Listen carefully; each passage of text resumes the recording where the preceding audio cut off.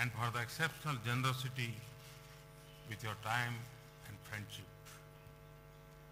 I will truly cherish the most wonderful dinner that you and Mrs. Netanyahu hosted for me yesterday. Our conversation last night, meeting Mrs. Netanyahu,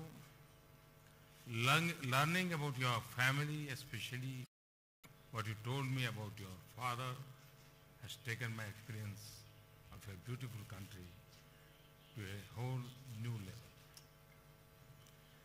India admires the success of your people in overcoming adversity to advance, innovate and flourish against all odds. Friends, I'm honored to be in Israel on this extraordinary visit. In our modern journey, our paths have been different, but our belief in democratic values and economic progress has been a shared pursuit. This visit is an occasion to rejuvenate the bonds of our friendship, to compose a new chapter in our ties, and to jointly venture toward new horizons of engagement.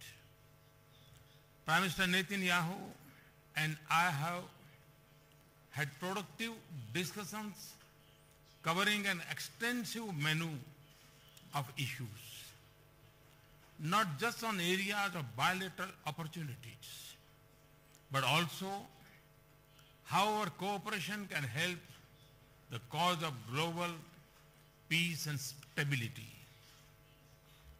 Our goal is to build a relationship that reflects our shared priorities and draws on enduring bonds between our peoples.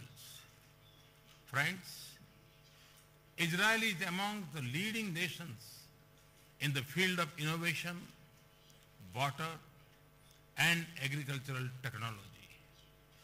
These are also among my priority areas in India's development. We agreed that efficiency of water and resources use, water conservation and its purification, productivity increase in agriculture are key areas in deepening our bilateral cooperation. We are of one view that together our scientists and researchers would develop, build and implement mutually beneficial solutions in the field.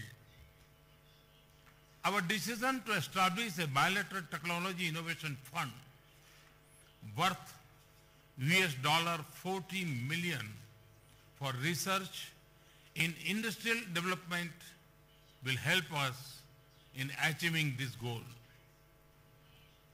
We regard thriving two-way trade and investment flows as the bedrock of a strong partnership. Prime Minister Netanyahu and I agreed on the need to do more in this direction. Businesses on both sides should take primary lead in such efforts.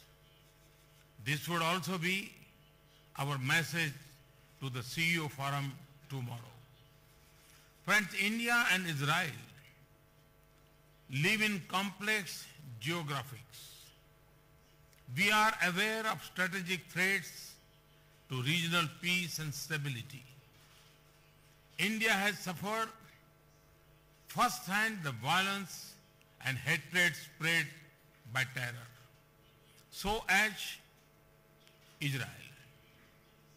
Prime Minister Netanyahu and I agreed to do much more together to protect our strategic interests and also cooperate to combat growing radicalization and terrorism, including in cyberspace. We also discussed the situation in West Asia and the wider region.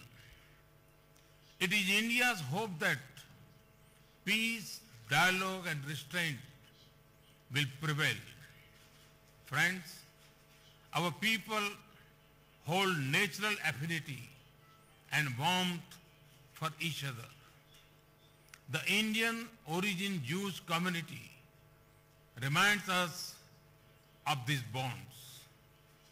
It also serves as a bridge to a shared future.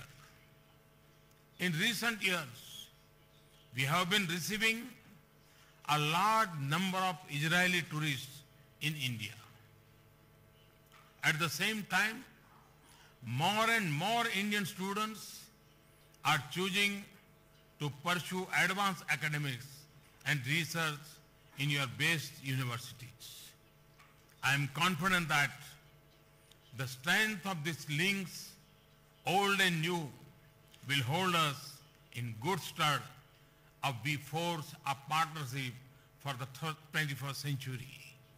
Friends, around 150 kilometers from here, there is a slice of history in the city of Haifa in Israel. That is very dear to my country. This is the final resting place for 44 of the Indian soldiers who sacrificed their lives during World War I in liberate the city, that city.